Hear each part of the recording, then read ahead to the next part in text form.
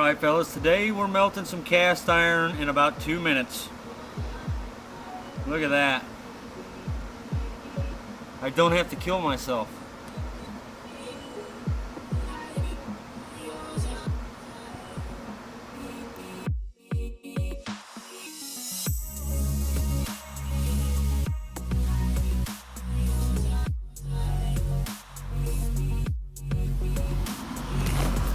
Look at that. Oh shit, that glove hot. That's molten metal right there, fellas.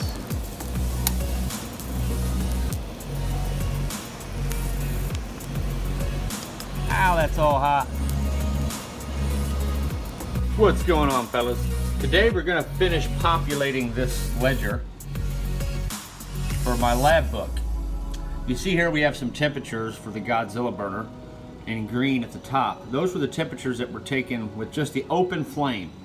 And as you can see on that list, waste oil came out to be the coldest of all. No matter where I put the thermocouple, we weren't getting 1900 degrees out of waste oil. Veggie oil was about 2000.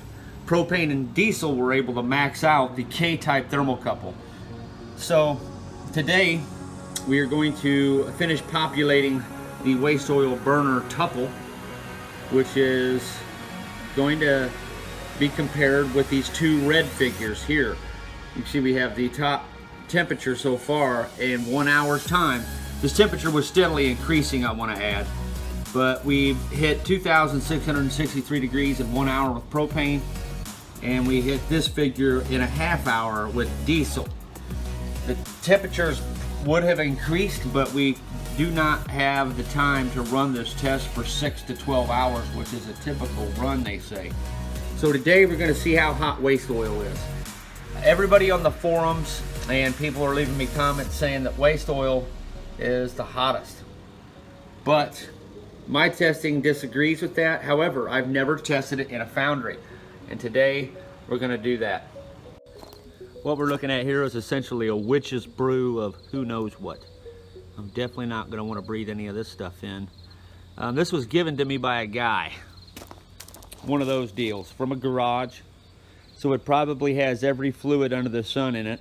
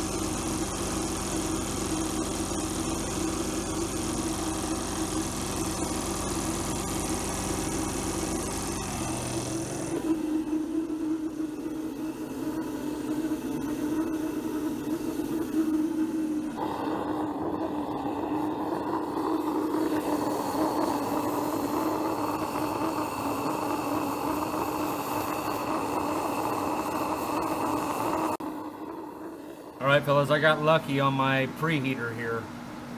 See our chambers around 1600 degrees, somewhere in that area. And our preheat chamber is right around the 300 degree area, which is great because if your preheat chamber is too hot, the oil will carburize. Now I'm just preheating the air on this, by the way, for some of you who are just joining us. That is an air line, and the air preheats the oil. If we were to pass oil or fuel through that line, it would varnish up in no time and be useless. So this strategy here works a lot better.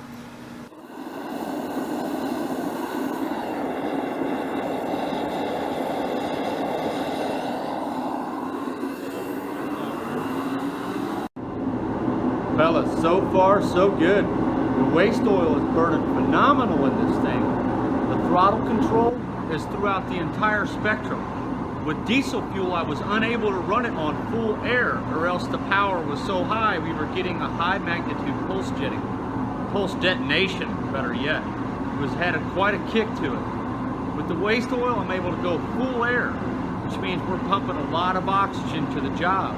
I think this thing might actually do better than I thought, guys, because of the combustion characteristics being different than that of diesel and propane. It's letting us throw more oxygen into the fire without undesirable characteristics forcing us to draw back. I also want to point out that it's super smooth. It sounds as crisp as can be.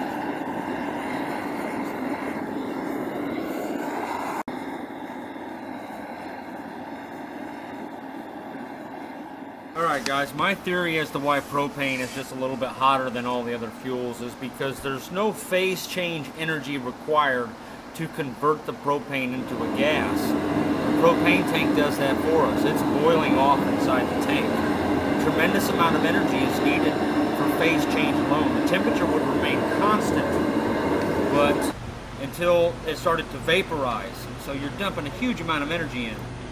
I'll just narrate this one. Look at the gloves catching on fire almost. This will edit out all the cussing quickly. I'm certainly not equipped to do this. I do have my OSHA 30 in my back pocket, but nonetheless, very successful run.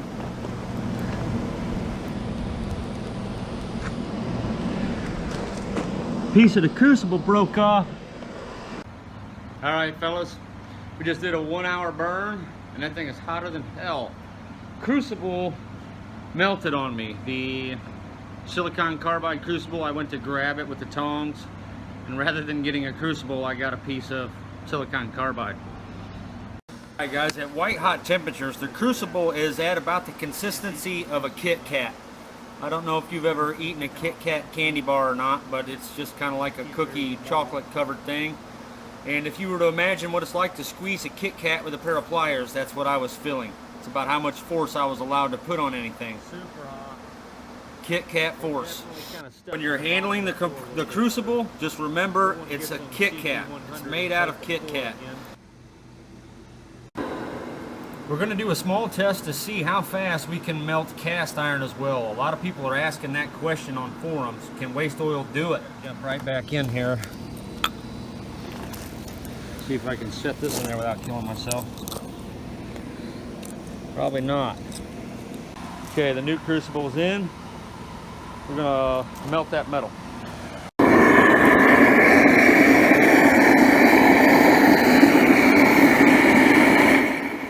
Alright guys, 2 minutes later, I stepped by just to check in on it, and wow. Very happy to see that thing melting so quickly. That is a beautiful sight. We're boiling the glass that was in that crucible also already. This is just 2 minutes. The forge was preheated, so don't get me wrong, but nothing wrong with that. You often want to throw something into a hot forge, not a cold forge, or foundry, I'm sorry. But the camera is fighting me here. It's trying to auto adjust against me. But as you can see, we're getting some extreme temperatures. The waste oil has a high heat capacity, higher than the propane. So it's not hotter, but it has more kick to it. It's got more legs on the boots on the ground, if you will. That is just too cool. So, did very well with the waste oil. Ah.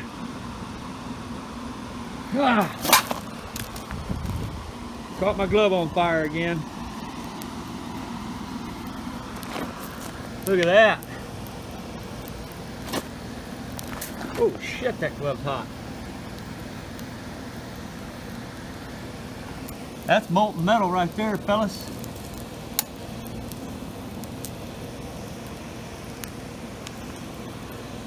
Ow, that's all hot. Okay, I got melting metal down pat. Now just to work on those transportation and relocation skills. I totally dropped the crucible on this one. Okay, Sean, an important point to remember. When we're done running this thing, we're going to want to remove the burner immediately. We don't want fuel to carburize inside the penstock, and that will happen. Might even be a good idea to let a little air run through this thing to cool it off.